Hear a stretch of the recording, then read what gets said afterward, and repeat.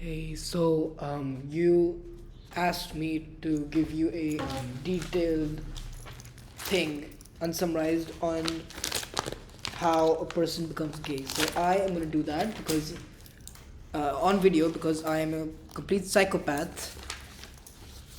So when you say gay, what are you sort of trying to describe? So the basic definition of gay is being in a sexual or romantic relationship with a individual of the same gender. That's basically what it is. So yeah, that's what it is. So that's something we first need to know when we talk about gay. There are, I love this word, a plethora of reasons that one can become gay. But yeah, we are going to run through all of them, obviously, as I said, psychopath, but we're going to do it in a comprehensive way. So one of the first reasons we need to mention are external stimuli. External stimuli. So let's just use some sort of random example. Let's say that you are in a community of 50 people, okay? A community of 50 people, and you want to fit in. The first thing you're probably gonna do to fit in is try to shape yourself like them. So let's say that they have some sort of Prada bag or something. You're probably going to want to get a Prada bag as well. Obviously, Prada, but you're gonna want to mentally shape yourselves to sort of fit in with them. So that sort of means that like when you see a group of people who are gay and you associate yourself with them strongly, you're gonna be like, damn, they're gay, I wanna be gay too. So you become gay because of that. Because of your surroundings basically. I mean, that's not like the example it's mentioned. That's not always the reason. Sometimes you just look at them and you wanna try it out, or mentally, what it slowly creeps in your brain that maybe this is possible, and with time you just begin to sort of confine to that gay part of a relationship basically. Now that's one of the first reasons. Let me show you in another example. So let's say that you are this circle. This circle. No, not you. That you know what? That's misphrased. That's not you. That is a homosexual relationship. Okay. So these dots on the side, these are a plethora, again I love that word, of non-homosexual relationships. These are non-homosexual relationships. So when these non-homosexual relationships interact with this big homosexual one, they begin to, as I said before, want to think about it. And this is especially for when people who are part of this category, their relationships are not working out for them. So they fail a relationship and they think that maybe I'm gay.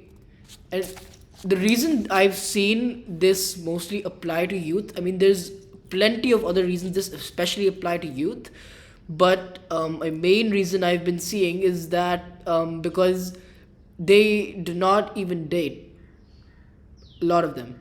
Most of them probably just go to boys' schools, probably like me, girls' schools, and they are literally so out of touch with reality that they start to think that they are gay, especially after hanging out with like only boys. And they're like, you know what, fuck it. I mean, it's not like there are any girls here anyway. Let's just fuck a boy. So they get into that usually that way. Now, I just said previously that there's another reason, another plethora of reasons, but there's another really big reason, and this is directly connected with the rise of pornography. So, Pornography basically works like sexual attraction at its core basically works like. By the way, this is sort of an info hazard, like a part of this because it can change your perceptions on it. So like just think about it. So, um, how a sexual relationship works? Oh, fuck. I mean, how it works basically is when you do something which is gratifying, especially sexually, you get this hit of this reward chemical called dopamine. Okay, oxytocin is for it's for like love, but dopamine it especially but it's put in place for sex. That's what gives you uh, sexual excitement. Okay, it's a reward chemical. So let's say that you eat one of your favorite packet of chips or something, Doritos, and after you finish it, you want more. Okay, that's dopamine asking for that dopamine hit again. Now this applies the exact same way to sexual relationships. But this time, let's say that you have been eating a lot of Doritos and you just don't like it anymore. That is because your brain needs a stronger stimulus, a stronger matlab, taste to satisfy that same urge it has. So the way this applies to sexual relationships, especially in pornography, is that when you view an extensive amount of pornography, or when you know what I mean, or when you have like lots of sex in a relationship, that yeah, so your brain it starts to get used to it, the dopamine levels, and it's like I need that big hit to feel happier. So to get that big hit, let's say that you're viewing like normal pornography, pictures of pornography, so your brain is tired of that. Okay, then you decide that maybe if I start to watch videos instead, maybe I could get a bigger reward. So now that you've heard that, this is where the point I mentioned previously applies. Succumbing to stimuli, mentally succumbing to stimuli. So you watch pornography and you learn from it. That is the basic point. You learn from watching pornography. You watch pornography, you decide that this is not enough, and while your brain is learning from that absolutely destroying thing, it gives you not only like it doesn't just give you bad information like sort of warming you up to BDSM or actually bad practices which could harm a person's life. It also there's also a category of gay pornography. So when you get tired of normal pornography, people think of viewing gay pornography because normal is not enough for them, and they view that, and then they begin to think that they're gay because they've viewed it and they start to put themselves in the situation.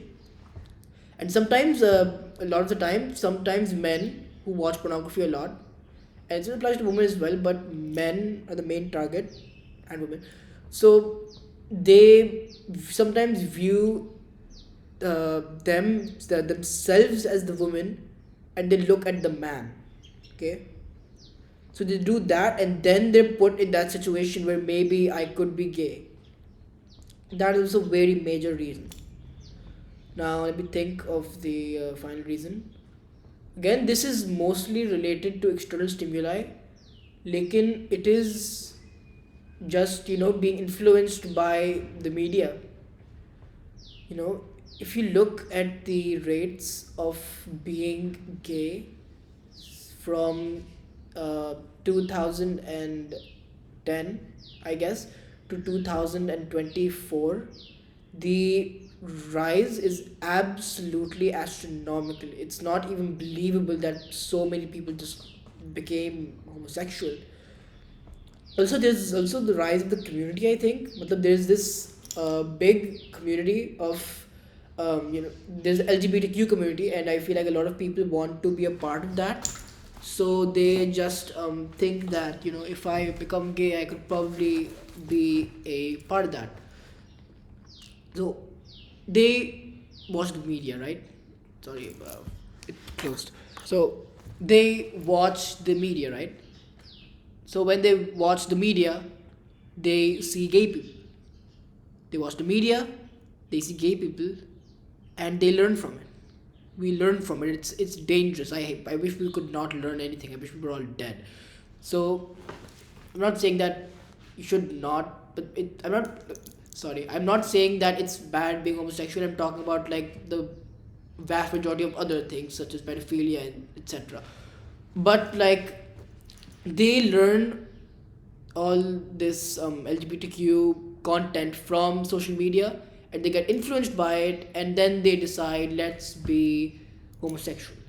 That is also very big reason. So that is your uh, basic guidebook on how one can become gay. Again, like I don't think that somebody can be born gay. It's like it's being influenced by this major no, not major, it's like this vast majority of things which happen in your life, which they shape you emotionally. So when these things emotionally shape you, you're malleable. Humans are malleable, their brains, so you learn from them, and that's what happens. So yeah, that's basically it. If you have any more questions, just tell me. I'm probably gonna answer them like a psychopath too. It's 11 minutes.